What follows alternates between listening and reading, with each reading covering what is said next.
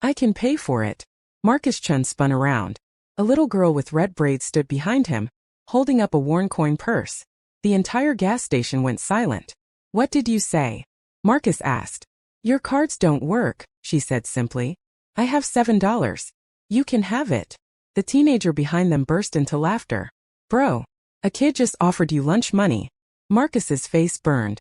He was worth $8 billion. His company had just been valued higher than some country's GDP. And here he stood, humiliated in a Vermont gas station, unable to buy water. Lily, no. A woman in hospital scrubs rushed over, grabbing the girl's arm. I'm so sorry, sir. She doesn't understand. But Mom, Grandma Rose said. Not now, Lily. Marcus stared at the coin purse. It was ancient, held together with safety pins. This child was offering him everything she had. When was the last time anyone had offered him something without expecting anything in return? Wait, Marcus said softly. He fumbled in his jacket and found 2 crumpled hundreds. Rita, take this. For my water and everyone else's stuff in line. Gasps rippled through the store. Marcus knelt to the girl's level. What's your name? Lily. Lily, your grandma sounds like a wise person. She was a firefighter. She saved 12 people before she died, Lily said, her green eyes impossibly clear. She told me real heroes help people, even strangers. Especially strangers. Something cracked in Marcus's chest. Thank you, Lily. You just saved me too. He walked out into the cool night air. His driver waited by the black town car, headlights cutting through the mist. As they pulled away, Marcus couldn't stop thinking about those green eyes. About a coin purse held together with safety pins. About kindness so pure it hurt to remember. His phone buzzed. His assistant texted. Card issue resolved, sir. Security flag. Reminder. Martinez meeting at 9 a.m. tomorrow. They've agreed to sell. The Riverside Community Gardens. 80 acres. $400 million deal. His new data center would print money. Marcus stared out the tinted window. Find out where that woman and girl live. I want their address. Sir. Just do it. The next morning, Marcus stood at the edge of the gardens. The place was alive. Families planting, old men teaching young boys. Laughter drifting with the scent of fresh soil. And there, in a small corner plot beneath a memorial stone, Lily and her mother knelt, planting flowers. Marcus watched them for 10 minutes. Then 20. His assistant kept glancing at his watch. Sir, the Martinez family is waiting. Tell them I'm not buying. What? I'm not destroying this place. Marcus turned. Set up a partnership instead. Investment, not acquisition. We're going to save this garden. His assistant went pale. Sir, the board will crucify you. Marcus smiled faintly. Let them try. The news hit like a bomb. Board meetings erupted overnight. The stock dropped 12% in one day. And Victoria Sterling, the most ruthless CEO in Silicon Valley, smelled blood in the water. She called him personally. Marcus, you've lost your mind. Step aside and let the adults handle business. Not a chance, Victoria. Then I'll take everything from you. She wasn't bluffing. Within a week, Victoria had bought 15% of his company through shell corporations. Stories flooded the media. Tech mogul's mental breakdown. Chen throws away millions for garden. Is Marcus Chen fit to lead? The pressure was crushing. His CFO resigned. 3 board members demanded his removal. Stock prices fell another 18%. One evening, Elena, Lily's mother, found Marcus sitting alone in the gardens, his head in his hands. The sunset bathed the soil in gold. You're that man from the gas station, she said softly. Marcus looked up. I am. Lily talks about you all the time. She thinks you're a hero. Elena sat beside him. She then asked, Are you okay? I'm losing everything, Marcus said quietly. My company, my reputation, everything I built. Why? He stared at his hands. Because your daughter taught me something.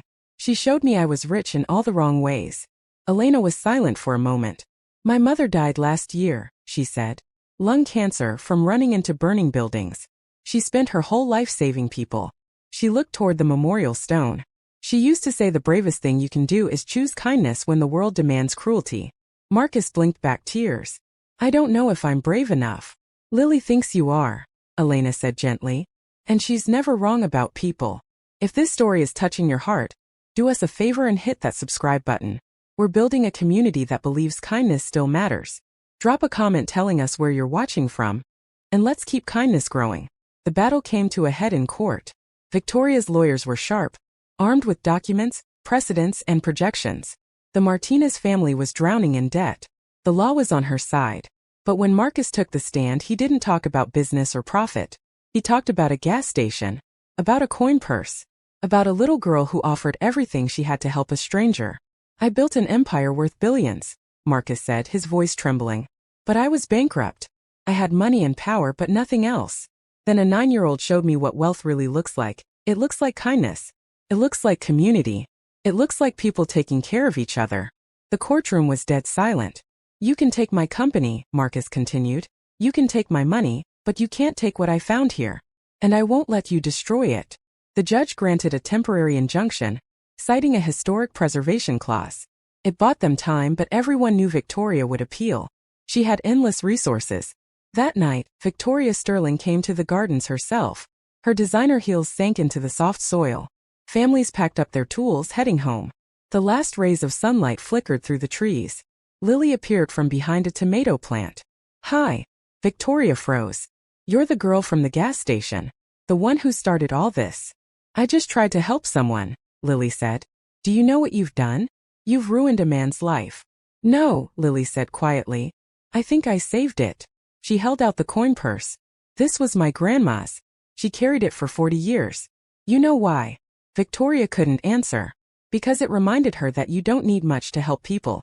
Just a willing heart." Lily pressed the purse into her hand. "Grandma said everyone needs saving sometimes. Even the strong ones. Especially them." Victoria's hand shook. No one had looked at her with compassion in decades. No one had seen past her armor. And now a child was offering her grace.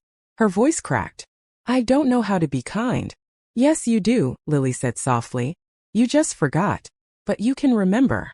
The next morning, Victoria withdrew every lawsuit, sold back her shares at a loss, and made an anonymous donation of $50 million to the gardens with a note. "For teaching an old student a new lesson." 6 months later, Marcus knelt beside Lily planting tomatoes. Elena smiled nearby. "Mr. Marcus?" Lily asked. "Are you happy now?" He looked at the gardens, at the families, at Elena's smile. "I'm the wealthiest man alive, Lily. Because you learned what my grandma knew."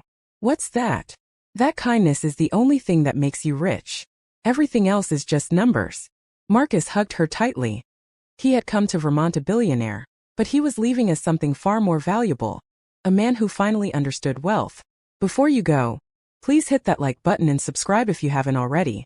Share this story with someone who needs to hear it. Tell us in the comments, when was the last time someone showed you unexpected kindness? Because the best things in life aren't bought, they're grown one act of kindness at a time.